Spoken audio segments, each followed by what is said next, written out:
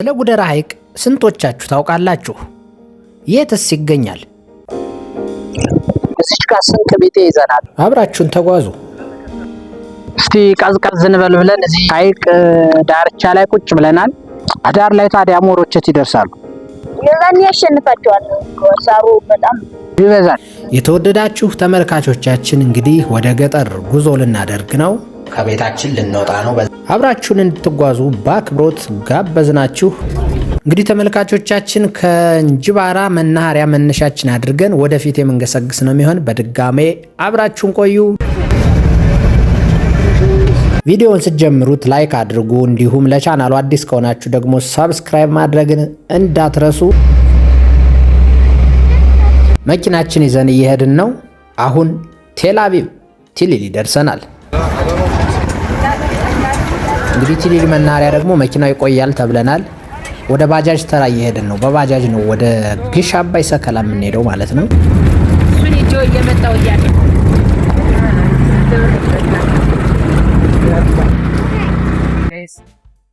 ባጃጅስ በዚህ መልኩ እየበረን እንገኛለን። በወርሃ ሐምሌ ደግሞ አየሩ ቀዝቀዝ ያለ ነው። ከግራና ቀኝ ሽው ሽው የሚለው አየር ልነግራችሁ አልችልም። በዛ ላይ ደግሞ ባጃጃችን ፈጣን ናት። ጀት በሏት።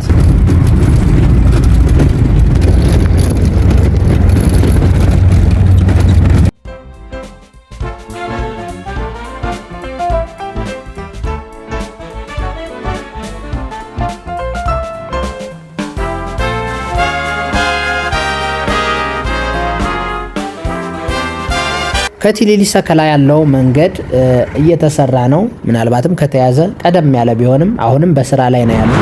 ድልድዮቹን እያየን ነው። በግራና በቀኝ ዲሽ ቦዮቹ እየተሰሩ ነው።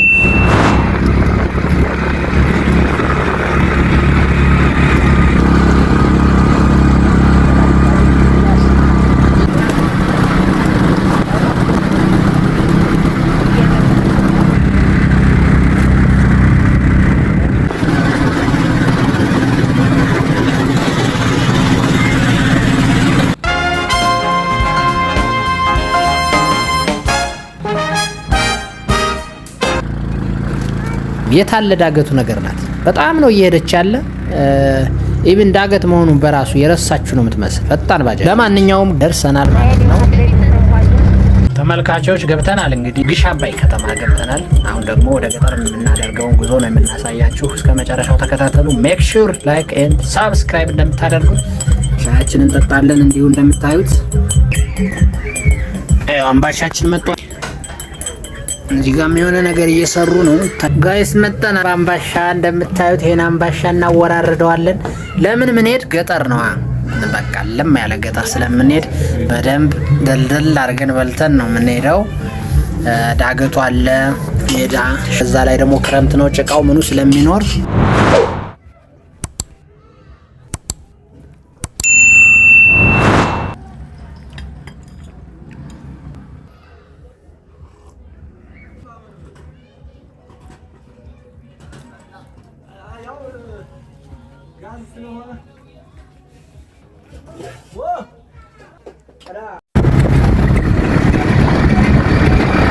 እንግዲህ ከሰከላ ከተማ ተነስተን ደግሞ ወደ ደቡብ አቅጣጫ በባጃጅ እየሄድን እንገኛለን። በጣም ደስ የሚል መልክዓ ምድር እያየን ነው። አሁንም በድጋሜ አብራችሁን እንድትጓዙ ነው ምንጋበዛችሁ።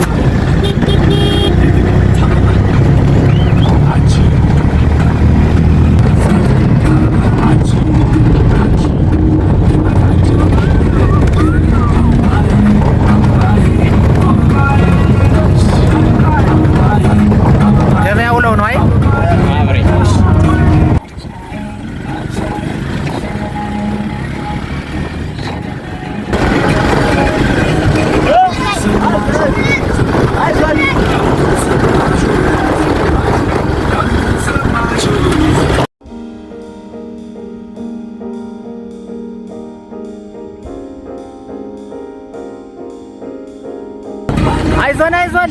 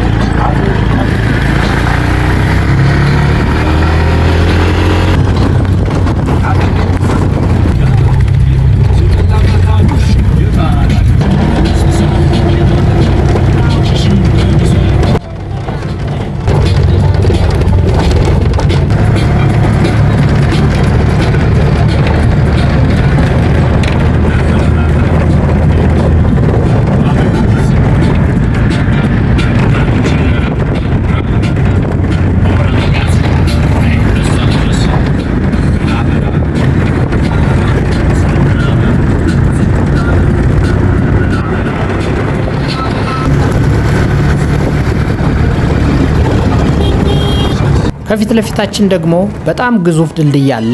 የዘገዝ ድልድይ ይሰኛል። በጣም አስደናቂ ነው። ከዚህ በኋላ ያለውን በእግር እንድንጓዝ ተገደናል። ምክንያቱም ባጃጁ ከዚህ በላይ መሄድ አይችልም። ትንሽዬ ከተማ ላይ አውርዶን በእግር ጉዞ ጀምረናል። ገና አልተነካም። አብራችሁን ቆዩ። ገና ብዙ የምናሳያችሁ ነገር አለ። ላይክ፣ ሼር፣ ሳብስክራይብ ማድረግ እንዳትረሱ እናሳስባለን። ይመቻችሁ።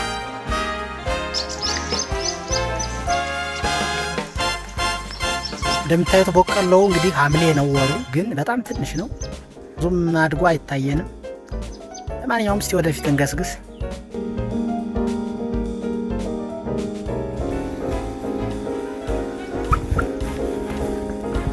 ሙከራ 1 2 3 2 ሰዓት የገጠር ጉዞ መስመር ይዘን እየሄድን ነው። ከባጃጅ በምታዩት መልኩ መጠናል። አሁን ደግሞ በቀጥታ ወደ ገጠር መዳረሻችን ቤት እየተጓዝን ነው ማለት ነው። ግን እንደማየው ተመልካቾች ሐምሌ አይመስልም። ይኸው ድርቅ ያለ ነው። በቆሎም በምታዩት መልኩ የደረሰ አይደለም። ብዙ ማለት እድገቱ ዝቅተኛ ነው። ሐምሌ ከመሆኑ አንፃር በዚህ መልኩ አልነበረም የሚጠበቅ። ያው ዘንድሮ ትንሽ ዝናብ ቆየት ያለ ይመስላል። የሆነ ሆኖ ተመችቶናል። ይሄን የገጠር መንገድ ተያይዘነዋል። አብራችሁን ተጓዙ፣ ከኛ ጋር ኢንጆይ አድርጉ። እንግዲህ ፀሐይ የሆነ ነው፣ ትንሽ የሞቀኝ ይመስላል። ከፊት ለፊታችን ያለውን መንገድ ደግሞ ላሳያችሁ። ከፊታችን ብዙ ነገር ማሳያችሁ ነገር ይኖራል። ለምሳሌ ጉደራ ላይ ወይ ቀረብ የቦታው ድረስ ነው ማሳያችሁ። የበቆሎ እንደምታዩት ብዙም አይደል። አጥር በዚህ መልኩ አጥረዋል። ተመልካቾቻችን ድንች በዚህ መልኩ ደርሷል ማለት ይቻላል። አሁን አበባውን አራግፏል፣ ግን ደመናው ትንሽ ያስፈራል። ዝናብ ያለ ይመስላል። ምናልባት ገፋ ማድረግ ሳይኖርብን አይቀርም። እዚህ ጋርም ይኸው አንድ አብሮኝ ተጓዥ አለ። ሜክ ሹር ላይክ፣ ሼር፣ ሳብስክራይብ ለምታደርጉም እርግጠኞች ነን። የጉደራን ሐይቅም የማሳያችሁ ነው የሚሆን። እስካሁን ያልታየ ቦታ ነው። እሱን ሁሉ አሳያችኋለሁ። ሪከመንድ አድርጉኝ። ከዩቲዩብ የለመድነው ነው። አንድ መኪና አንድ ተሽከርካሪ ቆሞ ቆይቶ ሊነሳ ሲል እምቢ ይለዋልና ተገፍቶ ነው የሚነሳ። እናንተ ደግሞ የቻናል ጀማሪ እንደምሆኑ ከኋላው ናችሁ ፑሽ ያስፈልጋል ማለት ነው። ስለዚህ ገፋ አድርጉት። እኛ ጥሩ ነገር መርጠን እናሳያችኋለን። ብዙ ጊዜ በገጠር አካባቢ ደግሞ መስመር ለመስመር ወይም የመንገዶች ዳር ለዳር እንዳጥር እንዲያገለግል እንደዛ አይነት ባህር ዛፍ ይተክላሉ። ከባህር ዛፉ በስተጀርባ ደግሞ የከብቶች ክልክል ያደርጉታል። ለምሳሌ አሁን እንደምታዩት በዚህ ውስጥ አሁን በጣም የሚገርመው ነገር የጀርባ አጥንት ሆኖ የሰው ልጆች እየመገበ ያለው ዋናው ያዛህር አዝመራ በቆሎ ግን በጥሩ ሁኔታ እያየሁት አይደለም። ትንሽ ቅር ተሰኝቻለሁ። ምክንያቱም በዚህ ሌብል አይደለም የጠበቁት። ምናልባትም ዛንገዳ ሊያወጣ ያሸፈነ ሁሉ መስሎኝ ነበር። ለማንኛውም እስቲ ወደፊት ያለውን የገጠር ክፍል ስለምንቃኘው በደንብ አብረን እናያለን።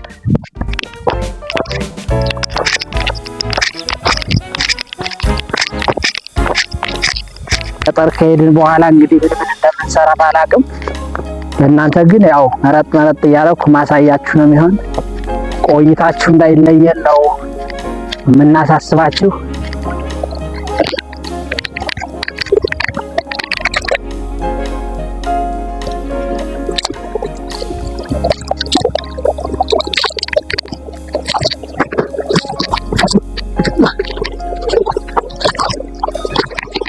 ውድ ተመልካቾቻችን እንግዲህ ሰመጥ ስለሆነ ነው እንደምታውቁት ትንሽ ማስነካት አለብን። ውሃ እንግዲህ የሚጠጣ ነው ተመልካቾች፣ እንደምታዩት የተፈጥሮ ምንጭ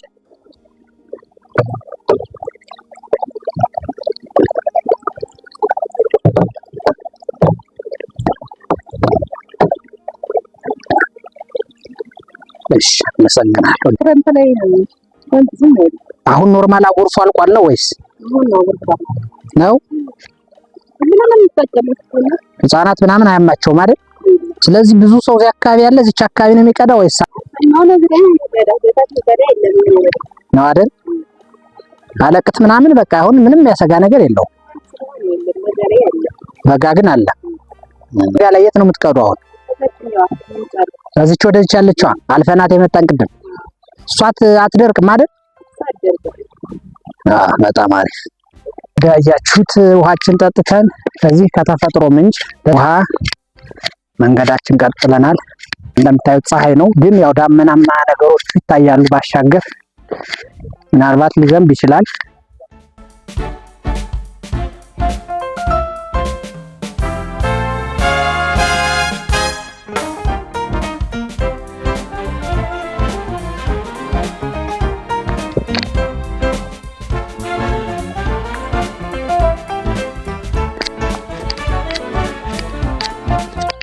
እዚህ ጋር እንደምታዩት ተመልካቾች ባህሩ ዳር ደርቆ ነው የምታዩት። ይሄ በቆሎ አካባቢ እየሰበሰቡ ይታዩኛል። እንግዲህ ተመልካቾቻችን በዚህ ገብተን የኔ ባህር ዳር እናሳያችኋለን። ባህር ዳር ስላችሁ የሐይቅ ዳር ለማለት ነው።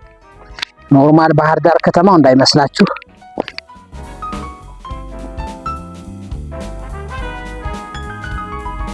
ተመልካቾቻችን እስካሁን ድረስ ተተመለከታችሁን ቪዲዮውን ወዳችሁታል ማለት ነው። ስለዚህ አሁን ወደ ዋናውና አብራችሁን እንድትጓዙ ወደ ጋበዝናችሁ የምናሳያችሁ ድንቅ የተፈጥሮ ስፍራ አለፍን።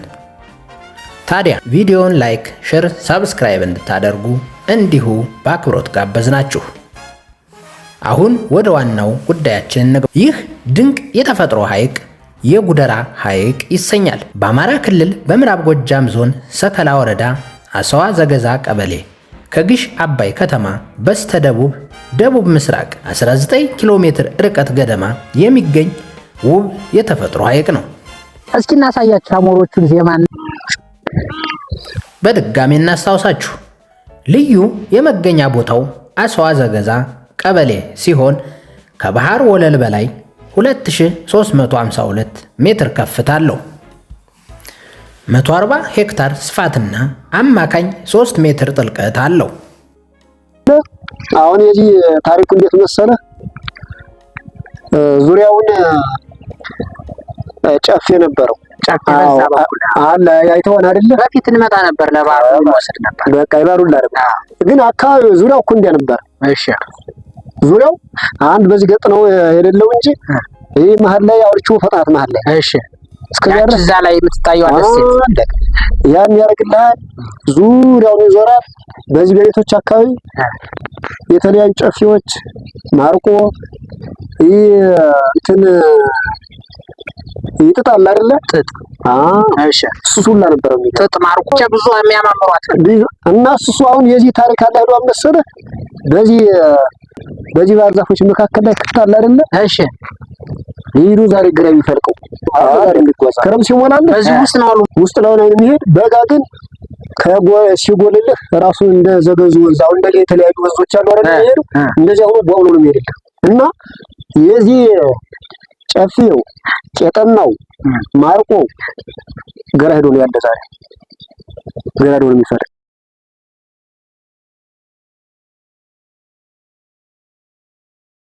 እንዴት ነህ? ካሜራማናችን ትላለህ። እንዴት ነው ከብት ጥበቃ ነው? አሁን በጋራ ቄሎ ሰባስባችሁ በሻህ ምናምን መጠበቅ አሁን ቀርቷል። የራሱን ነው ሰው የሚጠብቅ እየተወጋጉ። በዚያ ላይ ደግሞ ሳምላ አይመስልም ግን ብዙም ሳር የለውም። ባላ ነው የሚነሳ እንጂ አሁን የሚዳር የሚወጡን አሞራይት እየበላቸው ጭምር አሞራይት መጣሳሩን ትብለዋለች። ተው እንጂ አዳር ላይ ታዲያ አሞሮች ይደርሳሉ። የዛኔ ያሸንፋቸዋል። ሳሩ በጣም ይበዛል። ለዚያ ነው ከብቶቹ ከሳከሳ ብለው ያዩዋቸው።